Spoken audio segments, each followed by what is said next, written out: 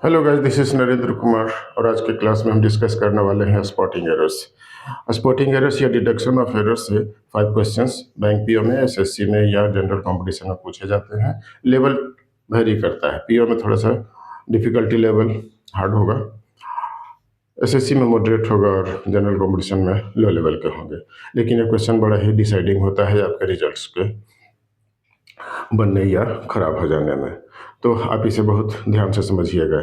ये टॉपिक थोड़ा सा कॉम्प्लेक्स भी है, थोड़ा आसान भी है, इन दोनों के बीच में आप रख सकते हैं। कारण इसका क्या है कि स्पॉटिंग एरर्स पूरे ग्रामर के डायमेंशन को कवर करता है। आप ग्रामर में पढ़ते क्या है, तो आप स्टार्ट करते हैं आर्टिकल से, फिर पढ़ते हैं टेंस, फिर पढ़ते हैं केस, उसके बाद आप पढ़ते हैं पार्ट्स ऑफ स्पीच। और पार्ट्स ऑफ स्पीच तो जानते ही हैं, पूरा पूरा ग्रामर का बेस है। पार्ट्स ऑफ स्पीच में आप पढ़ते हैं noun, pronoun, verb, adverb, conjunction, preposition, interjection, ये सब। अब इसमें आपको कमांड क्या चीज़ पे करना पड़ता है, तो खास तौर से आप प्रीपोजिशन और वर्ब पे थोड़ा ज़्यादा कमांड कर लें, बाकी भी देख लीजिएगा, एकदम से इग्नोर करने लायक कुछ भी नहीं होता है।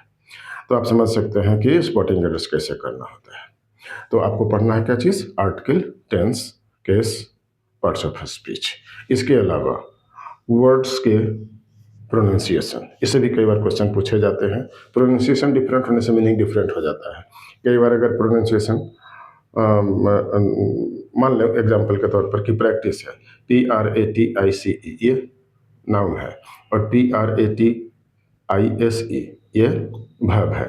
सिमिलरली अगर एडवाइस कहें तो ADVISE वर्ब है, ADVICE नाउन है।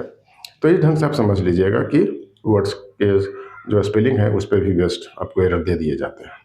तीसरा टाइप का जो एरर होता है वो होता है क्या चीज़ का, सेंटेंस का स्ट्रक्चर। सेंटेंस का स्ट्रक्चर ही ठीक से नहीं लिखा जाता है। जो शुरू में लिखा जाना चाहिए बाद में लिख दिया जाता है, जो बाद में लिखा जाना चाहिए शुरू में लिख दिया जाता है, और इस तरह से ये जो है सो स्पॉटिंग एरर्स के एक वेरिएंट बन जाता है।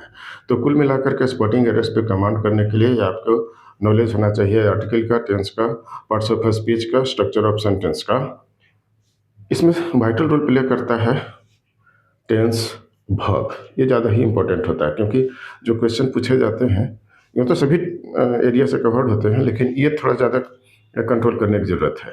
मैं एग्जांपल के तौर पर आपको समझाऊं कि अगर आपसे सेंटेंस में पूछा जा रहा है कि इसमें एरर फाइंड करें, और फिर एरर किस चीज़ का है, तो एरर है प्रीपोजिशन का, तो आपको प्रीपोजिशन पे कमांड कर लेना चाहिए।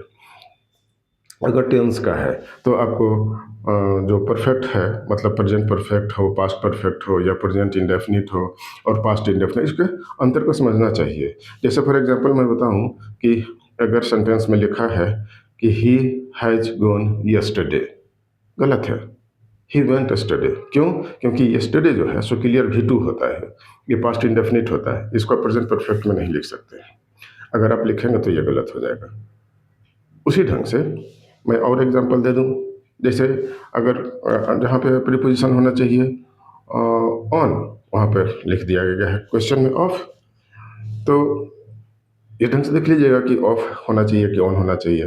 प्रीपोजिशन का एक लंबा डायमेंशन होता है, आप जानते हैं, बहुत सारे वर्ड्स हैं जो प्रीपोजिशन में हैं, जैसे in, on, at, with, by, within, underneath. तो इनको समझ लेना है, ये समझे बगैर थोड़ा मुश्किल होगा। अगर हम आर्टिकल की बात करें तो आप बचपन में पढ़े हैं आर्टिकल, शिक्षक लोग पढ़ाए होंगे कि अगर A E I O U से कोई वर्ड स्टार्ट हो रहा है, उसके पहले अगर आपको प्रीपोजिशन लगा देना है तो आप एन लगा देना। ये कॉन्सेप्ट पूरी तरह से सही नहीं है, कहीं कहीं पे सही है लेकिन गलत भी है। फॉर एग्जांपल मैं बताऊं कि अगर कहूं कि my brother is ASDO, sentence गलत है। My brother is INSDO। My father was INMP और INMLA। तो देख रहे हैं, MLA, MP, SDO, LLB। अब क्या हो रहा है कि इसके प्रोनाउंसिएशन को देखिए, इसका प्रोनाउंसिएशन क्या चीज़ से हो रहा है, तो प्रोनाउंसिएशन का भावेल जैसा हो रहा है। हिंदी में जिसको A, I, E, I, उ, ए, ऐ, ओ बोलते हैं, अगर उससे प्रोनाउंसिएशन मैच करता है, साउंड मैच करता है, वर्चुअली आप साउंड को समझिए कि अगर साउंड मैच करता है ओ, आ, ई, उ, ए, ऐ, ओ, औ, इससे तो आपको एन लगा देना है, चाहे वो स्टार्ट होने वाला वर्ड कॉन्सोनेंट हो या भावेल हो। जैसे आप कहते हैं he is late by an hour. An hour मतलब 1 घंटा से, तो आप लिख तो रहे हैं HOUR और लिख रहे हैं एन, तो आप समझ पा रहे होंगे। जैसे दिस इज ए यूनिवर्सिटी, अब ये ए यूनिवर्सिटी ऑल दो के सेंटेंस से स्टार्ट हो रहा है यू से, लेकिन आप ये लगाइएगा। क्यों लगाइएगा? क्योंकि जब आप हिंदी में इसको लिखिएगा तो य हर्षुकार मतलब यूनिवर्सिटी लिख रहे हैं।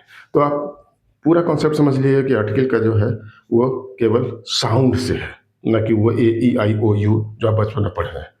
तो आप समझ लीजिएगा इसको। मैंने थोड़ा सा हाईलाइट किया कि टेंस में क्या पढ़ना है। कई बार आपको सेंटेंस का स्ट्रक्चर भी उल्टा पुल्टा दे दिया जाता है, उसको भी ध्यान दे दीजिएगा। तो इस ढंग से आप स्पॉटिंग एरर्स के क्वेश्चन कर पाएंगे। प्रैक्टिस करने की जरूरत पड़ती है, करना पड़ेगा। रिस्क नहीं लेना है कि अरे बन नहीं रहा है, 5 में 4 ही अटैम्प्ट होता है, 3 ही अटैम्प्ट होता है, या 10 में 6-7 अटैम्प्ट होता है। ये आपको या तो बना सकता है या बर्बाद कर दे सकता है। कई बार होता है, अब 1 नंबर से छूटते हैं, कितना बुरा लगता है। बैंक में तो 1 नंबर, आधा नंबर, 0.25 नंबर, इससे छूट जाते हैं बच्चे, और तब बहुत बुरा लगता है। तो आप समझ सकते हैं कि इसको इग्नोर नहीं किया जा सकता, इग्नोर नहीं कर सकते। आइए कुछ एग्जाम्पल्स इसको समझने का और प्रयास करते हैं, थोड़ा सा डिटेल में स्टडी करते हैं। तो example number 1, mister Kumar is my English teacher.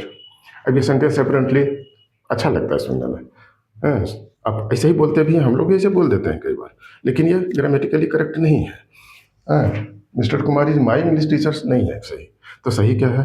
तो mister Kumar is my teacher of English, ये सही है।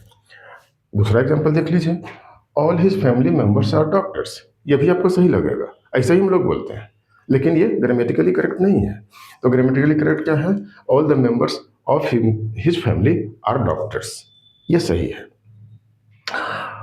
थर्ड सेंटेंस देखिए, my teacher has written a book of English grammar. अब यहाँ पे ये जो प्रीपोजिशन यूज किया है ऑफ इंग्लिश ग्रामर, ये गलत है। ये होना क्या चाहिए? On English grammar. तो करेक्ट सेंटेंस क्या बनेगा कि my teacher has written a book on English grammar.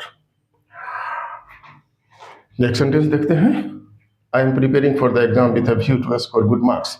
अब ये देखिए जो विथ अ व्यू टू है ना, ये फ्रेजल वर्ब है, और ये करीब करीब करीब आप ऐसे समझ लीजिए कि ये जो टू है, इसके बाद आप पढ़े होइएगा कि V1 होना चाहिए, उस हिसाब से ये सही है, लेकिन with a view to preposition की तरह यूज करते हैं इसको।